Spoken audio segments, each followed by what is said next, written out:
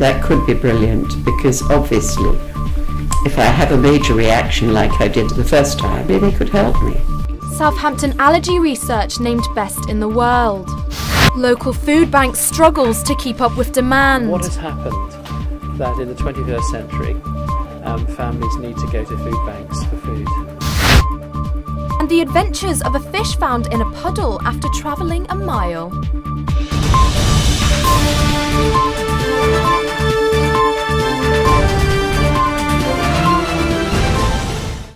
Hello and welcome to Winchester News Online. I'm Lucy Wilson. Southampton has been named the #1 place in the world for asthma and allergy research. The university's Department of Allergy has been at the forefront of pioneering research for 30 years. Staff are currently leading cutting-edge investigations into better ways of treating severe forms of asthma and the use of vaccines during infancy. Our health correspondent Zina Al-Obeidi reports.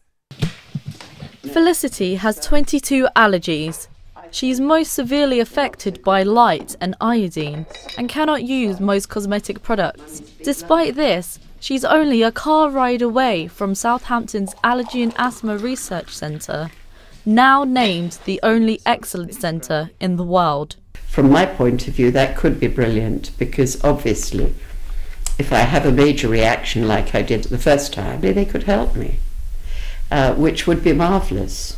The last time I had a seriously bad attack, I blew up so much that I lost my neck, and if I don't wear it, I look like a red football. If I avoid and take care and use, there's not a problem. It's a challenge, you just get on with it. Southampton is now internationally recognised for their groundbreaking discoveries in their asthma and allergy research department.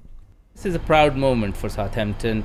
I'm really grateful for what Southampton has done for me, and I'm sure my colleagues who have contributed to this day where we are awarded the only centre of excellence, and this is really contribution from all my colleagues, and I'm really grateful to them and to our patients. Not only Hampshire will see the benefits of Southampton's new status, but so will the rest of the world. Zina Al-Obeidi, Winchester News Online. The economy may be showing signs of recovery, but local food banks say they are busier than ever. Andover is reporting that demand for its handouts has increased by nearly a third. This week, a group of Anglican bishops wrote an open letter to the government calling for more to be done for the hard-up and underprivileged. Tate Slyfield visited the Andover Food Bank. This food bank in Andover is facing too much demand as more families are struggling to put food on the table. Andover Food Bank has seen a 30% increase in handouts.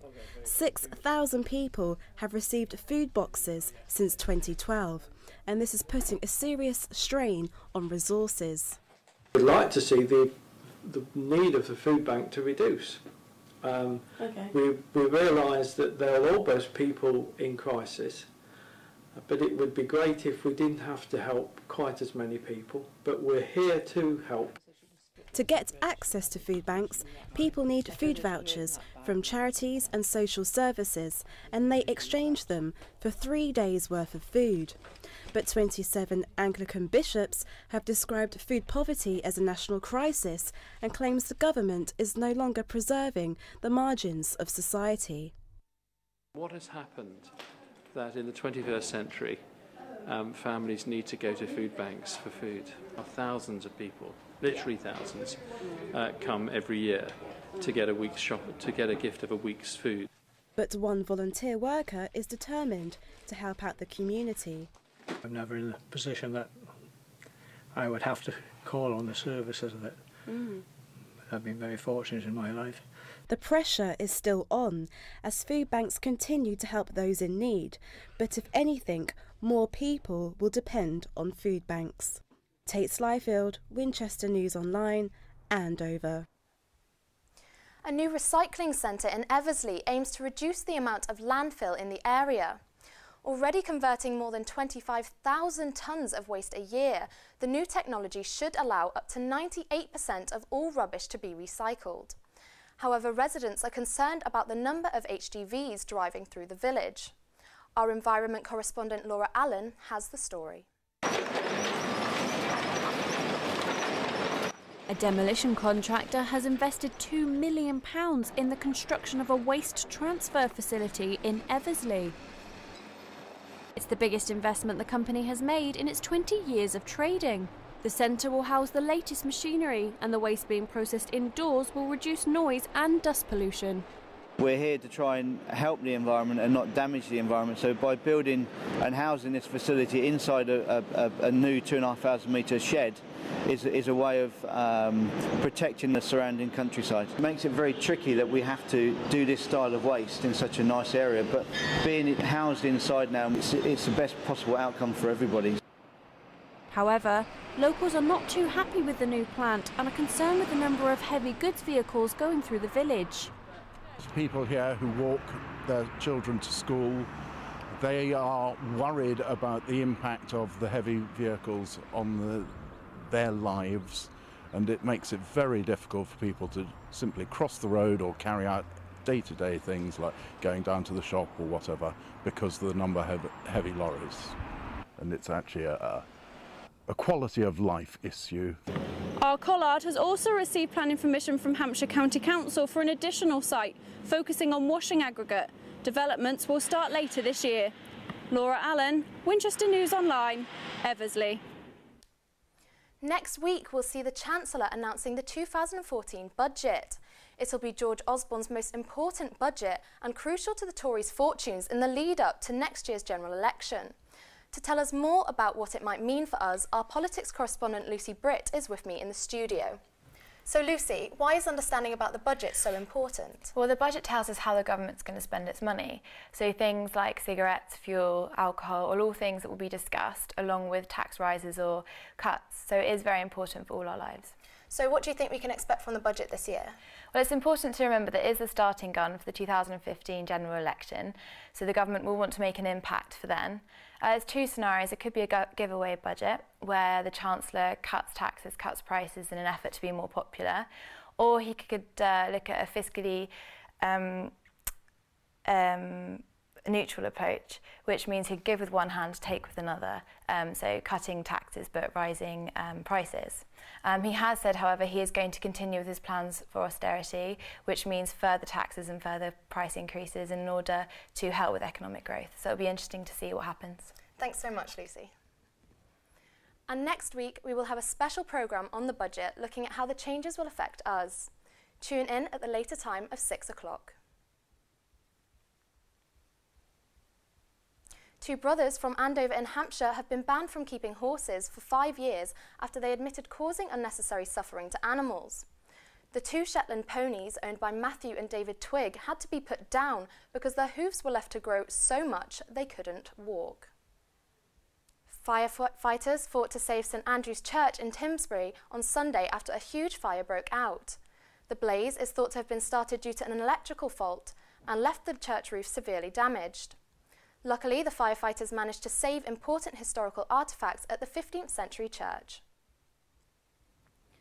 For many people, a day out to the pier is a happy childhood memory, but visitors to South Parade Pier in Southsea haven't got much to experience now. Closed and in need of repairing, the owners have less than a week to make it safe, or the local council will step in. John Wilson has been to see the iconic landmark.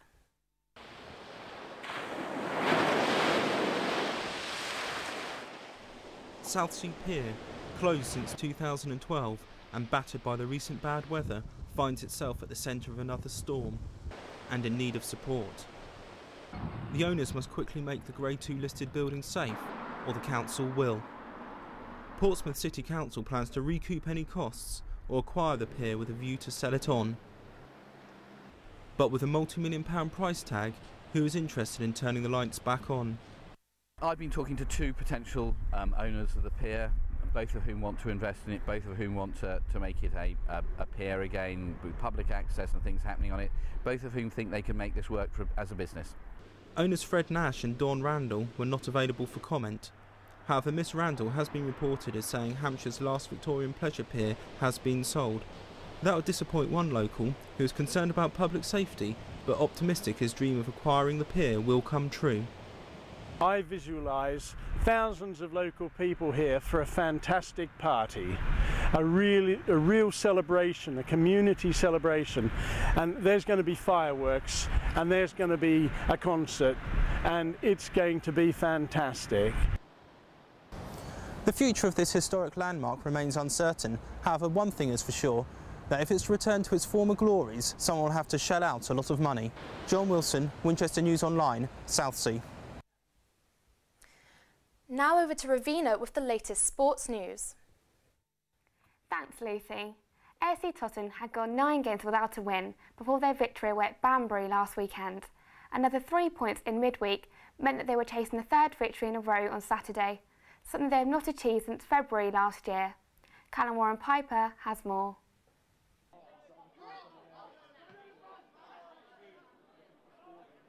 Tottenham were looking to continue a period of good form ahead of Saturday's game against fourth in the table side Cambridge City, and with 5 minutes on the clock, Adam Marriott fired past Tottenham's Steve Mothorpe. 7 minutes later, and Adam Marriott sealed his brace.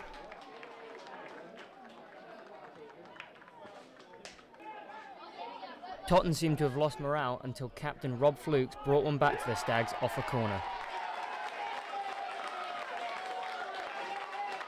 And with the crowd behind them, Tottenham's reignited hope showed through Harrison Gilk's stunning equaliser.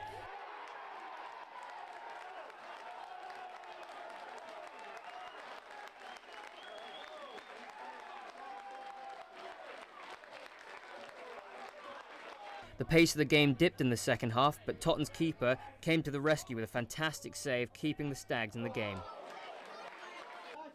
And in the dying seconds of the game, Cambridge's James Brighton brought down Liam Hibbert in the box, giving Tottenham a lifeline to win the game. Harrison Gilk stepped up and confidently sent the ball into the back of the net, giving the Stags their third win in a row. Callum Warren-Piper, Winchester News Online, Tottenham. But Tottenham soon came back down to earth as they lost away at playoff hopefuls Paul Town last night. A late Concord Rangers goal saw Eastleigh's title challenge stutter on Saturday. They were looking to put that result behind them with a win over Chelmsford City last night whilst closing the gap on leaders Bromley. Drew Richardson has the action.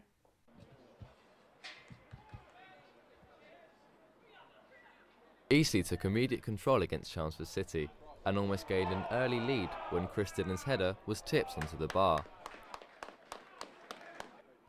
Chelmsford slowly made their way into the game, and Christian Smith's free kick was the closest the away side came to troubling Ross Flitney. But Eastleigh continued to press, with Salisbury loney Ben Wright coming closest to opening the scoring. The Spitfires eventually took a deserved lead on the stroke of half-time, when Rhys Connolly met Stuart Fleetwood's corner to score his second goal of the season.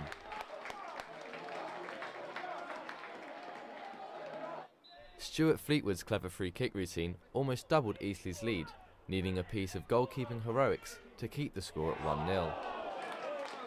Ben Streven's late header once again found the frame of the goal for Eastleigh as the game finished 1-0, with the Spitfires now only 2 points off top of the table.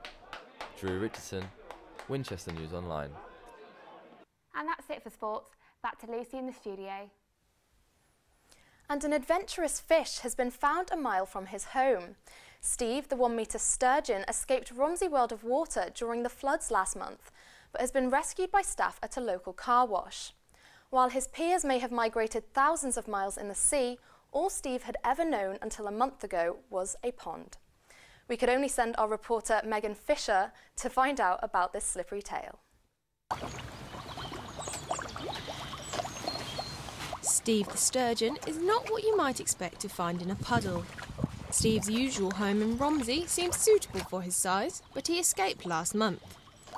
He swam around a mile away from Romsey World of Water, travelling across the road, hedgerows and fields, even around petrol pumps.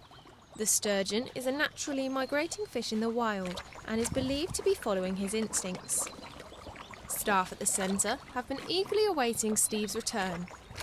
We were very unhappy. I mean, he's one of the one of the family. So he'd certainly been an adventurous sturgeon. Really kind of given up on the idea we'd ever get him back. Richard Boyles, a local petrol attendant, was surprised to find Steve in a deep puddle behind the car wash. It's not a usual occurrence, the same as the flooding that we had, wasn't usual.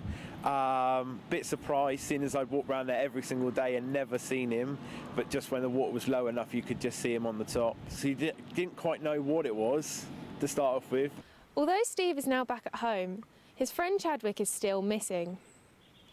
Owners at Romsey World of Water are hoping that Steve will continue to explore closer to home.